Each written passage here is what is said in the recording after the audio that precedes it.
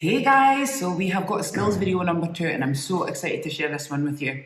I put a poll up on Instagram and a lot of people came back saying that patterns is a big struggle for them. So I can work with both patterns and I can do freestyle. So I'm going to teach you everything I know in order for you to be able to do both as well. But today I think let's focus on a pattern.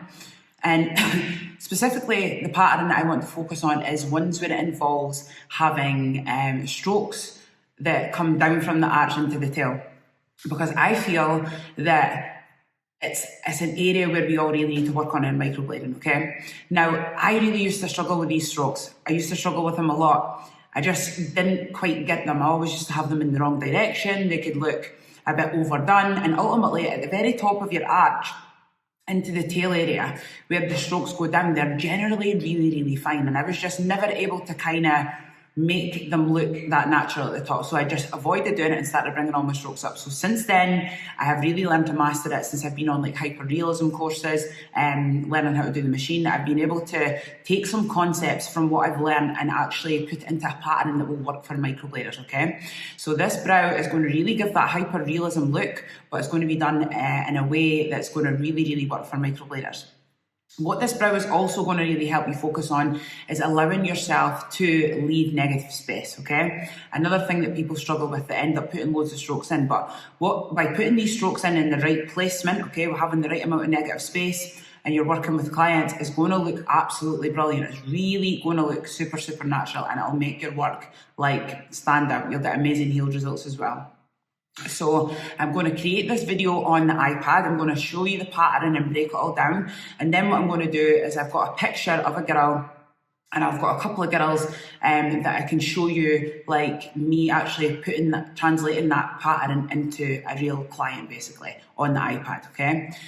So once you've completed this video, it's really good to go in and start to practice on paper first of all. Now the reason you want to do this is because when you go to actually do this in microblading, it's going to require great pre-draw skills. Okay, it's going to require you to do pre-draw skills, so you're actually going to need to draw these strokes on. So if you can do it on paper, the next stage would then be to learn to do it with like a pencil or a brush and some pomade, so that you can kind of master it on your client before you then go to microblade it. So it's going to be a great video, guys. I'm super excited, and I'll see you guys then. Okay guys, let's begin. So this is a brow. I've created a brow, okay? I've created a shape for us to work in. And the reason I've done it in white dots is because ultimately if I was doing this on a person, I would create this shape with white dots. Or I would use a very thin white line that was almost translucent and not there. And the reason for that is when we go to pre-draw on our strokes, okay, so we would create the shape with the white paste using white thin lines or white dots with a gel pen. When we created our pre-drawn strokes, we'd use like a darker pencil or a pomade and brush to create the pre-drawn strokes. We want the strokes to be dark and we want the outer lines to be white, because ultimately we want to see what it's going to look like, okay? We want to create such a good pre-draw that we could totally get a feel for what it's going to look like when we then go to microblade it. So if the lines were dark for the shape and then the strokes were dark, we would really not see and would feel quite restricted. So you want to be able to start to draw your work with dots or really thin white lines, okay? Now, the next thing that we're going to look at is our guiding line, okay? So you can call this a spine or a guiding line, whatever you prefer, but the guiding line in the spine is basically where the downward strokes from the arch and the tail meet the lower strokes going along the bottom line. And what they do is they have this guiding line, which is normally kind of drawn on like that, and the strokes from the top all hug really nice together and meet on this line, okay? And it should be like a seamless blend. And I feel that in our industry, people really struggle with this part. So this is going to really help you, okay? Now, I'm just going to wipe this guiding line off. Now, like I said, you normally see the guiding line drawn in one line, but today we're going to do it a little bit differently. Different from the way that you've done it before, because I feel like by doing it this way really helps you get these downward strokes done great. Now, what you're going to see me doing is you're going to see me drawing from the tail like out the way like that. So I'm going to be drawing like that, okay? Now, the reason for that is you really get better bends. You get the opportunity to really move your hand in ways more like an artist, okay? So when you draw from like the top going down, you're really quite stuck. But if that's the only way you can do it, then fine. But I like to draw basically from the outside going in. And right now we're doing like the client's right brow. It would be the same on the left brow. I would be drawing strokes that are coming in like that, okay? So just in case you're wondering. So we're going to create this guiding line. The way that I'm going to create this guiding line is by literally drawing one stroke straight bang on the guiding line up to the arch point and stopping. Okay, let's do that again. So it's straight here on the guiding line and it's stopping at the arch point. Now, I don't want to start it totally down at the tip of the tail because that'll be too long a stroke. And I really want it to be here on the arch so it's totally secure in that arch, okay? The next stroke I'm going to draw is going to be beside this stroke. So it's almost going to look like it's connecting, but it's not. And it's going to run parallel and it's going to have a bit more of a curve on it and it's going to go past, okay? It's going to go past this stroke. It's going to finish here, okay? Then I'm going to do another one. This is going to look like it's kind of sort of V'ing off from the bottom. Again, this stroke needs to be really nice and curved and it needs to finish past as well. Okay, so you've got these like strokes all just getting like longer as they go along basically, but shorter on the bottom. And this all should look like it's tapering at the bottom. Okay, it looks like it should all like taper into one direction. What you don't want is your strokes to be like going like round like that. You don't want that. And then also you don't want them going round like that, but you also don't want them being like that either, okay? Because then they're just all open at the bottom. You're going to really struggle to fill. So we're wanting to just basically have our strokes nice and straight on the arch like that. One close beside it, curving, going past. One close beside that, like sort of V'ing off from it and going past and finishing there, okay? Got nice negative space, even negative space in between. Now, depending on the brow you're working on, you might have one, you might even have two or maybe three of these strokes, you know, sometimes even four, but for today, we're going to just do three. Now, once you've got these three strokes, what you then want to do is create a transition line, okay? Now, the way that you're going to do that is quite similar to the way that you've done the other ones, only that you're going to start the transition line branching off from halfway up the last stroke that you just done. And it's going to branch off and it's going to go underneath, okay? So as you can see, these strokes all finished like just above the kind of the template, and this stroke sits under here. So it sits under that white dot. So you really want that. And the reason for that is when you go to do your strokes at the bulb area kind of coming over, it's going to help you blend, okay? So a lot of people struggle to blend that. So this is so key, okay? It's really, really key. So this stroke looks like a little Y stroke, but that's a transition stroke and it sits underneath. It's got to sit underneath. Okay, I'll just wipe this arrow off as well.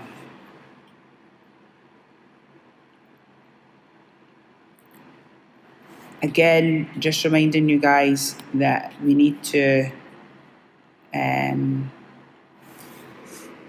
need to draw that again quickly because I've done it on the wrong layer. So I'm going to jump up to here.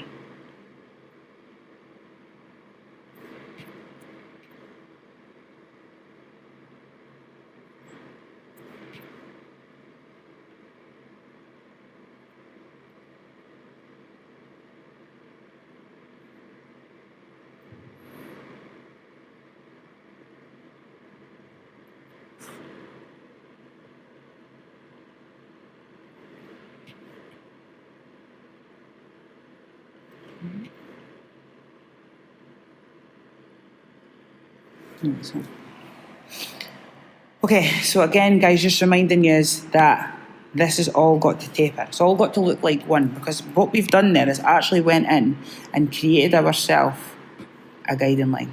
Okay, so what we've done is we went in and we've created ourselves a guiding line. But instead of it being one line, we've done it in these wee strokes, okay?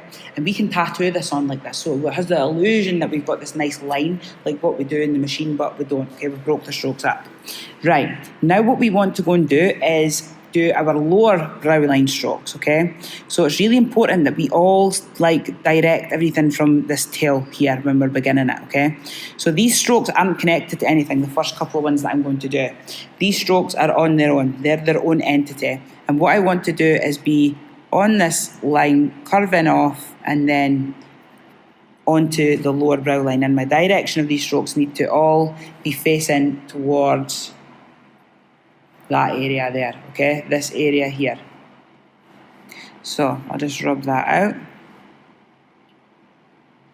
Do another one. Again, it's going to be falling off into that area. So these are two single strokes that branch off from this part and they curve and then they come out straight here like that, okay? Now I'm wanting to connect my strokes from these lines here, okay? So now I want to be branching and curving off of them strokes and bringing it down onto the lower brow line like that.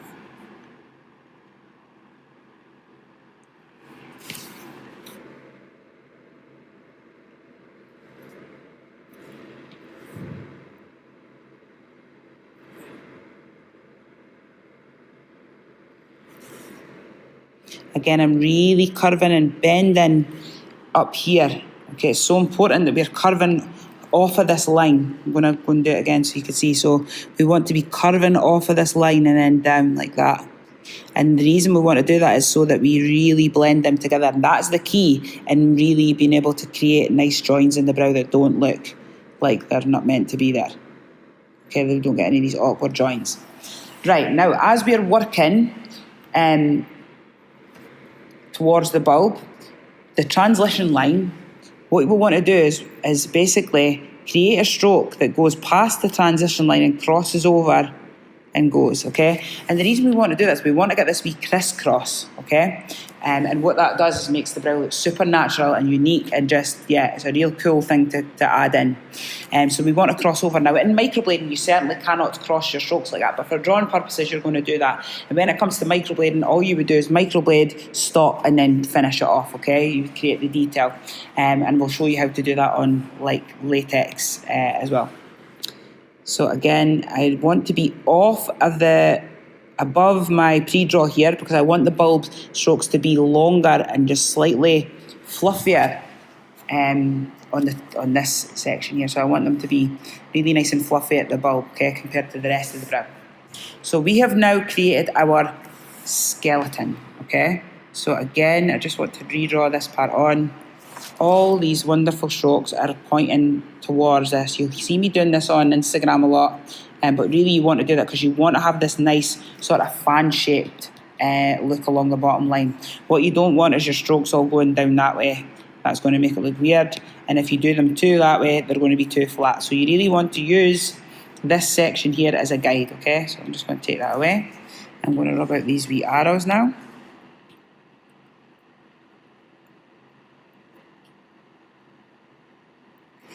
And voila, we have this really cool skeleton. So we will have in a person pre-drawn on the white dots or the white lines. We then will have pre-drawn on our strokes like this, okay? And then what we would do is we'd go in and microblade it, and we'd microblade on the skeleton, we would rub the pigment in and wipe it off, and we'd be left with what I'm going to show you. Now, what else you also need to take note of is how I actually draw my strokes. So basically, you're seeing me drawing these like thin, thick, thinner tips on the strokes, okay? It's so important because the bottom line of your brow, you want it really being airy and just translucent. As you can see, I'm like not going past the lower brow line on that. I'm kind of just stopping above because I want it to just be so natural there, okay? I don't want heavy strokes all the way down like that and looks like stripes. We want them to be nice and translucent, all right? Okay, we can actually create this with a blade as well. Okay, so now I'm actually going to go and rub off the dots so that you could see. Why is that coming off?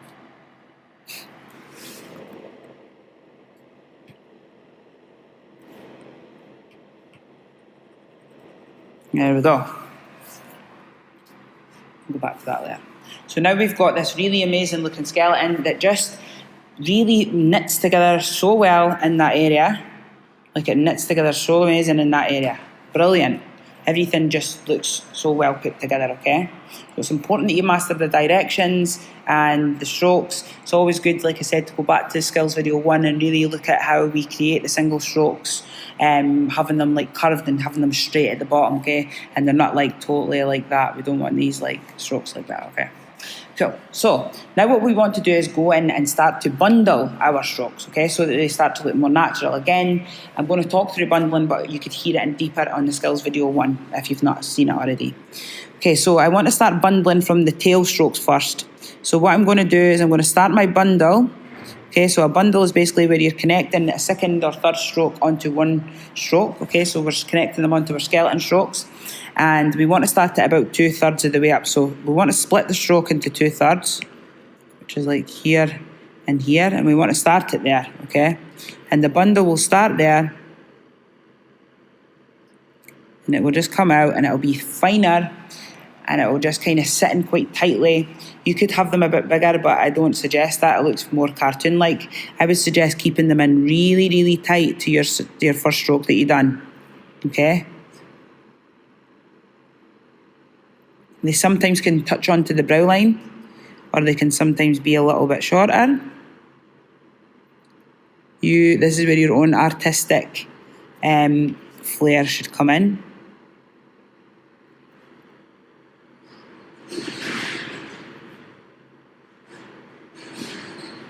Like that. And I'm just going in, I'm just bundling up.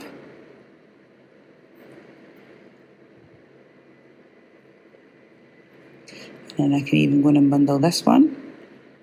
And then I'll bundle that one as well. And let me just put a wee bit more of a bend on the actual attachments. Like that, yeah. Like so. Yeah, so a nice wee bend on them. So basically I had drawn them and they were just quite straight. Oh, they were quite just straight down like that. You don't want that. You want to have a wee bit of a soft bend on them like that, okay? And then this one, I'm going to actually bundle it from this way, like so. Okay, so we've created nice little bundles along the bottom line. We can now do the same on the top, okay? So it's the same thing, but we're just doing it from the opposite direction. We're creating like the bundle from 2/3 of the way up the stroke, like that. And we just want to go in and just bundle, but don't take it as high. Just kind of stop a little bit before. So we're not bringing it all the way up to the top like that, okay? We just want to stop a little bit because, again, we'll get these nice little neat looking strokes that are just split slightly. So I just want to be in a wee bit more here like that. I want to be in a little bit tighter here like so, so that it's just not too wide, okay? So like so. So we've now created bundles throughout all our main strokes, and it's already looking amazing. Sometimes, if a client's got loads of hair, this might be enough. But if it's not, what we could then go and do is go in to start to triple bundle, okay? And we can use, what colour can we use? Let's use a blue. So we can go in and triple bundle. So basically, I'm just going to zoom in a little bit here. And we just want to turn these like 2 bundles into 3. So again, we just want to, you can go like here a wee bit closer. So I've started off here and I want to fill that space a little bit. So I'm just going a little bit closer to that stroke there. Okay, so I've started it off here. And I'm bringing it a little bit closer to that one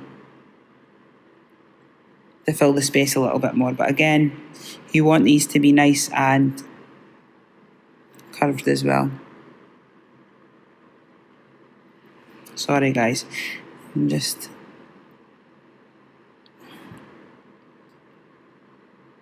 like so. Okay.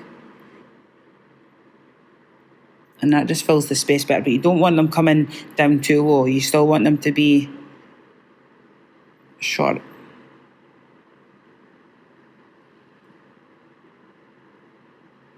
Okay, and that just fills that space a little bit more.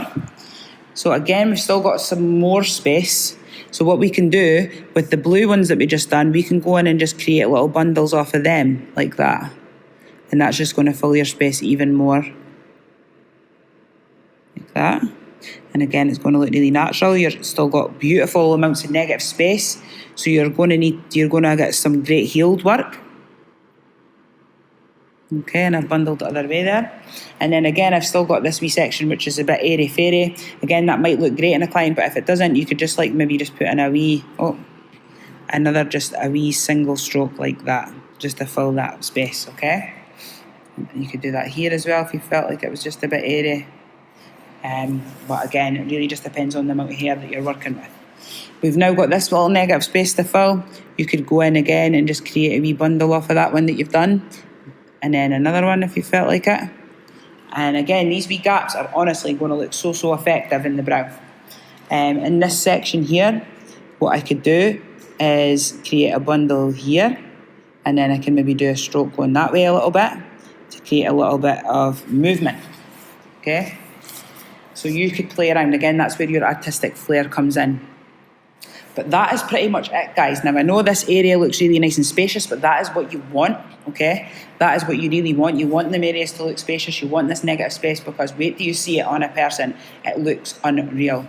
And what you've got is these nice, like, loose bottoms, loose tops, with all the density in the centre part of the brow. And this is what's going to give you this hyper-realism looking brow, okay? Love the fronts as well, how they kind of just come up a little bit past this section there. It just gives it that kind of fluffy front. You don't always need to do it, but if you are going to do it, you need to make sure the tips are really fine. You need to make sure that your strands are finishing on one single strand, okay? You don't want like your strokes coming like that at all. You want them single strands, just nice and fluffy, like so. And just look how effective this all blends and joins together as well, okay? If you were feeling like this area was just still a little bit thingy, you could just go in and you can triple bundle them a wee bit as well. That area, okay? If you felt like it. But I love them like that.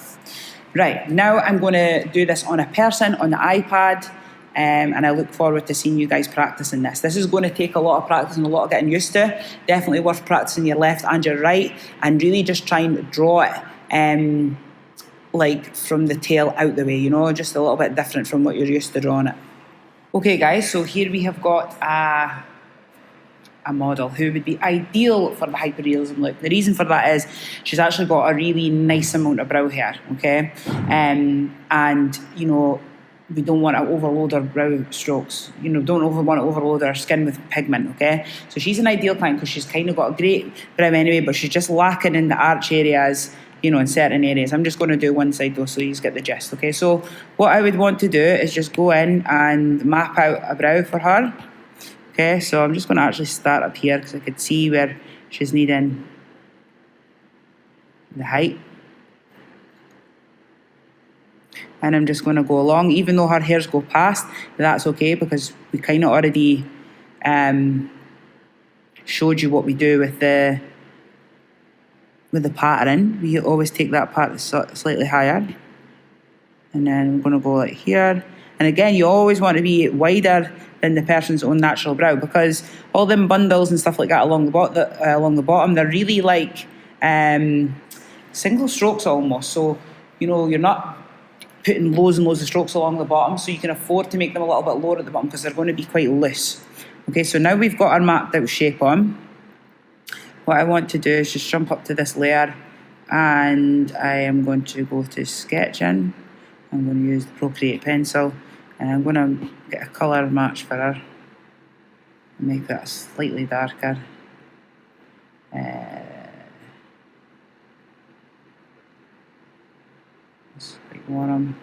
Let's just go for this. I want a dark brown. This here, there's a good dark brown. We'll use that, okay? Right, so we're going to do exactly the same as what you've seen, okay? We're going to do this first arch stroke, then we're going to go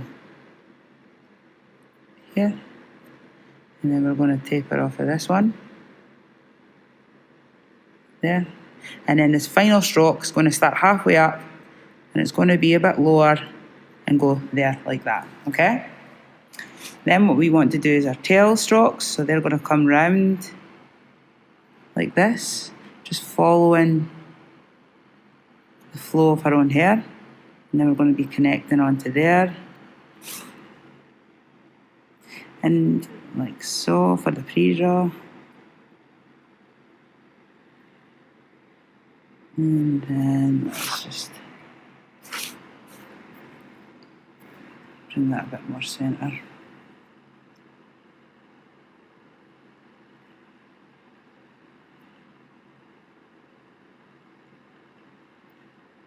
Now I'm going to go higher.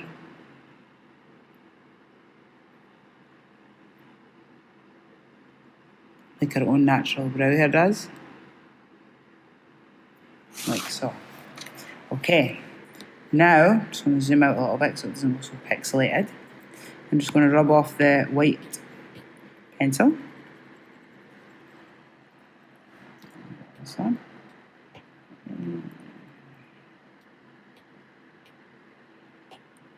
There we go. This is like taking a lot to come off. Why is that not coming off? Let me see. It should be. Let's go there then and see what happens. No, we don't want that. No, we don't want that either. We want this to come off. There we go. Now it's coming off. Okay, so now if we just have a little look. Look at the difference already. We've created a nice arch. Okay. Now, this is a pencil that I'm using, so just so that's why the strokes are quite pixelated, alright? So I'm just going to go in and just enhance them a little bit. More opacity. And just darken them up a little bit. Making sure that the...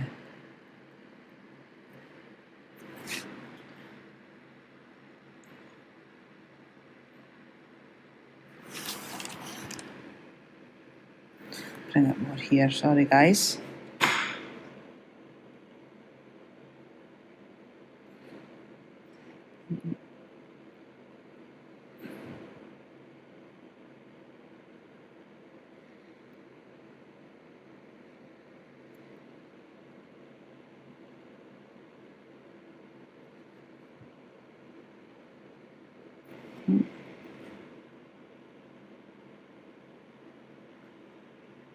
Okay, so remember your skeleton's going to have more pressure. So I'm just like colouring that in a little bit. More in like the centre part of the strokes. Okay, so we've now got this nice, strong shape of the skeleton.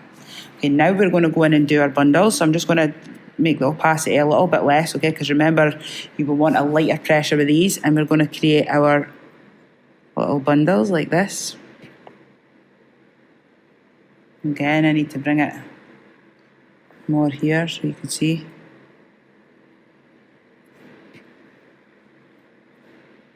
Let that again be a bit lighter.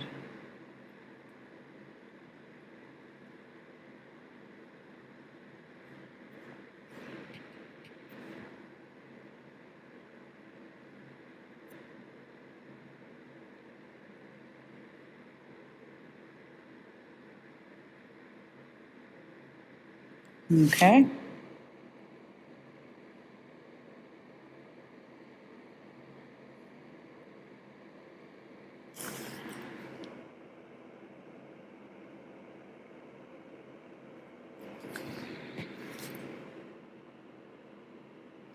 Get that front one on.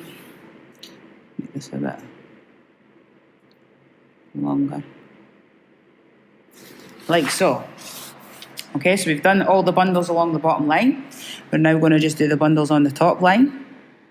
Again, we want these to be really, really tight and fine. Like so. Sometimes you don't even need them. Like in this client, like maybe you just need a tiny wee short one like that.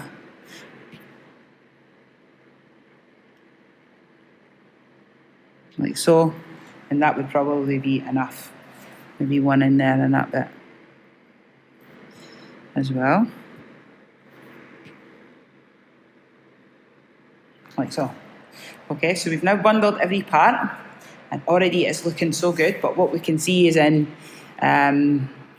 this section, it's just, they're all just a bit too airy, okay? But on the top line, that would be us totally done. That would be enough, okay? So what we're going to go and do is we're going to go in and add in the triple bundles.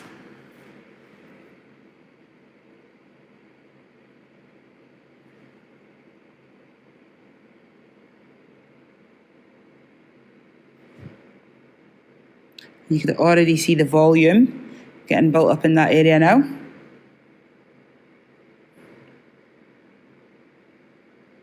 Okay, so I'm not going to triple anymore, that's enough. And then still there's just some other wee slight gaps that I'm just going to go in and just add in tiny wee strokes. I wish I can go thinner than that, but that is like how thin as it goes because I've had to zoom in, like so. Maybe like bundle that wee area, just so it gets more voluminous. Bundle up a couple of other wee bits if I felt like it. And then all we're left to do is just design this front part.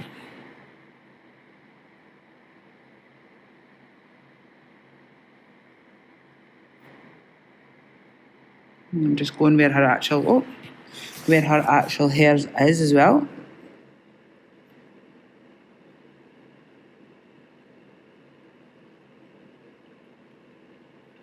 Like so. So now we've created this nice natural brow for this client. So she's already got nice, naturally fluffy brows, so this really pattern works perfectly on her. Like it works perfectly on her. So we'll also do it on another client where the eyebrows are a little bit more difficult. Okay, this is a more difficult brow because she's got like 90s brows. A lot of people struggle with that. But I just want to show you how well this pattern could work with even brows like that.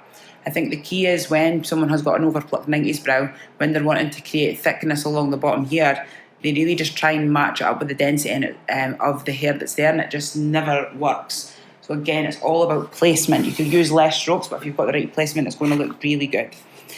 So because her hair's like they flow up and they flow all the way around here, we're going to start our first guiding line stroke up, just basically higher than what we've been doing before, because we really want to blend it. We really want to just tailor it to her hair. So again, the length of the stroke will be dependent on the size of the arch and how much hairs are flowing along the way.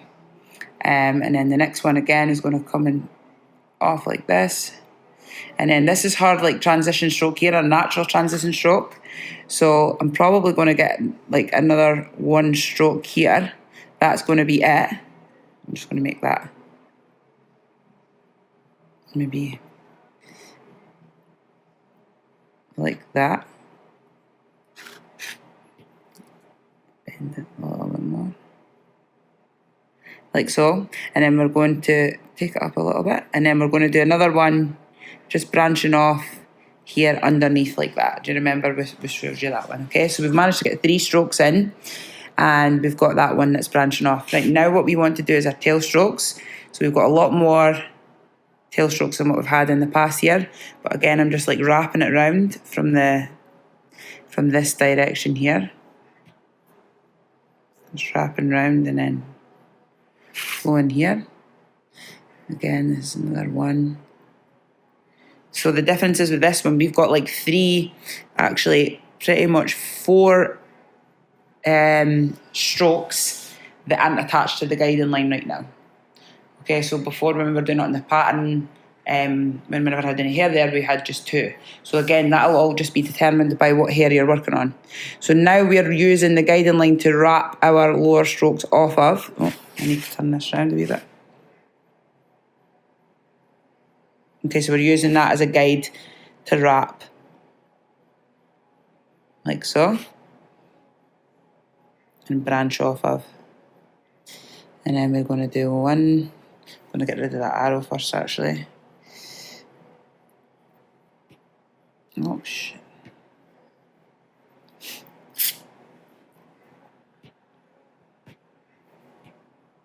There we are, just get that off. Okay, right, now we're going to do this sort of crossing over stroke. Like so. And it's past the lines.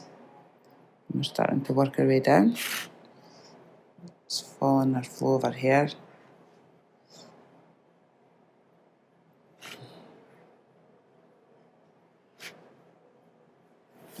to be it. Now what we want to do is go and rub off the skeleton. The outer white dots. And see what we're left with. So now we have got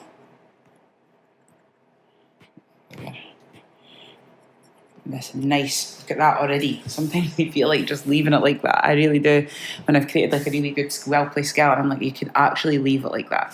Anyway, we're now going to go in and put other wee bundles just to build it out slightly. So I'm going to keep these bundles really nice and tight.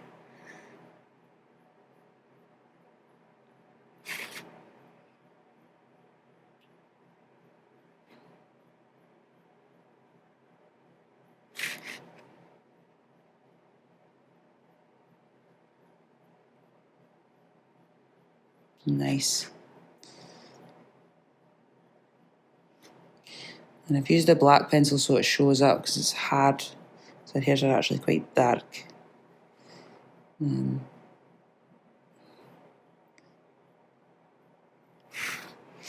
then one there. Okay, so we've created a bit more volume. Here, up this area, I'm just going to fit in another tiny wee split so the hair looks a bit more fuller by having the wee kind of Y shape. Maybe another wee one there like that. That would be it. I feel like that would be enough in that area. And then we just want to go in and maybe triple bundle. I'm not going to take them as high. I'm going to make them a wee bit shorter like that. Because I don't want to overload that area.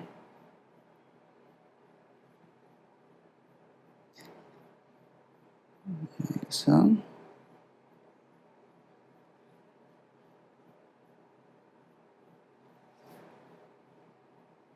So much more busier. And like that.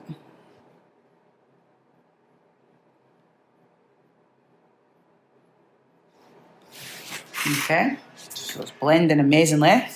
So I'm just going to zoom in a wee bit more. So I'm just still seeing just tiny little areas. Maybe in here. Just lengthen. I'll actually lengthen the stroke there and made it into a wee bundle rather than adding in another one. Just lengthening it. Sometimes you could do that as well. And this section here, I'm just going to make that into another bundle. Up here in this area, I'm going to add in a little bit more. Oh, too close.